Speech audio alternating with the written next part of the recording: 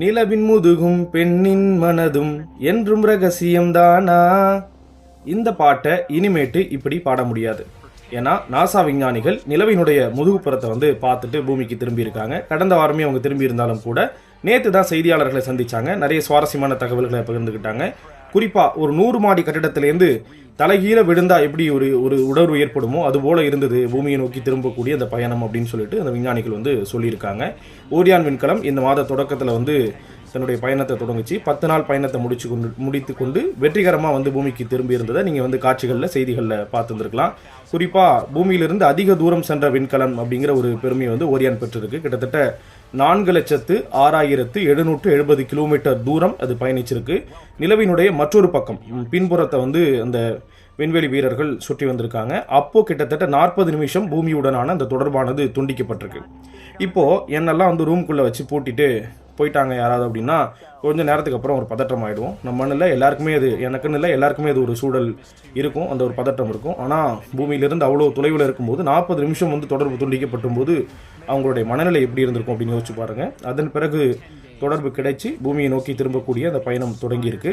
அந்த பயணத்தின் பொழுது தான் பூமியை நோக்கி அந்த எல்லா பகுதிகளையும் வந்து பிரிச்சுட்டு அந்த வீரர்கள் இருக்கக்கூடிய அந்த பகுதி மட்டும் பூமியை நோக்கி பசிபிக் பெருங்கடலில் வந்து இறங்கக்கூடிய அந்த பகுதியில் கிட்டத்தட்ட 35,000 40,000 கிலோமீட்டர் வேகத்தில் வந்து அந்த விண்கலத்தினுடைய பகுதி வந்து பூமியை நோக்கி வந்திருக்கு. வரும்பொழுது ஒரு நெருப்பு பந்து மாதிரி எரிஞ்சிருக்கு. நீங்கள் நினச்சி பாருங்கள், என் வண்டியெல்லாம் 60 கிலோமீட்டர் வேகத்துக்கு மேலே போனாலே தடன்னு ஆட ஆரம்பிச்சிடும். காரில் 100-120 கிலோமீட்டர் வந்து நம்ம அதிகபட்சமாக பார்த்துருப்போம். 35,000 கிலோமீட்டர் 40,000 கிலோமீட்டர் வேகம்னா எப்படி இருந்திருக்கும் அது? அதுக்குள்ளே எந்த மாதிரி ஒரு மனநிலையில் அவங்க இருந்திருப்பாங்க? அப்படி வரும்பொழுது கிட்டத்தட்ட ஒரு 6 நிமிஷம் வந்து தொடர்பு துண்டிக்கப்பட்டிருக்கு. அப்போ என்ன மாதிரியான ஒரு சூழல் இருந்திருக்கும்னு யோசிச்சு பாருங்கள். அவ்வளோ வேகமாக வந்த அந்த விண்கலத்தினுடைய பகுதி 30 கிலோமீட்டராக வந்து பேராஷூட் விரிஞ்சு 3 பேராஷூட் விரிஞ்சு 30 கிலோமீட்டர் வேகமாக குறைஞ்சி அதுக்கப்புறம் வந்து கடலில் இறங்கி அப்புறம் ராணுவ வீரர்கள் வந்து அவங்கள மீட்டிருக்காங்க. அந்த காட்சிகள்லாம் நீங்கள் பார்த்துருப்பீங்க. இது வந்து மனித வரலாற்றினுடைய ஒரு முக்கிய மைல்கல்லாக பார்க்கப்படுது. 2028ஆம் ஆண்டுக்குள்ளே வந்து நிலவில் வந்து மனிதர்களை தரையிறக்கணும் அப்படிங்கிற ஒரு நோக்கத்தை அடிப்படையாக வச்சு இந்த ஆர்டிமிஸ் 2 அதனுடைய முன்னோட்டமாக தான் இந்த ஆர்டிமிஸ் 2 வந்து செயல்படுத்தி இருக்கு நாசா. சில நாட்களுக்கு முன்னாடி இன்ஸ்டாகிராமில் இதை பற்றி ஒரு பதிவையும் பார்க்க இருந்தது. குறிப்பாக இங்கே இருக்கக்கூடிய கட்டமைப்புகள் இப்போ ஈரான் போன்ற நாடுகளில் போர் நடக்கிறத பார்க்குறோம்.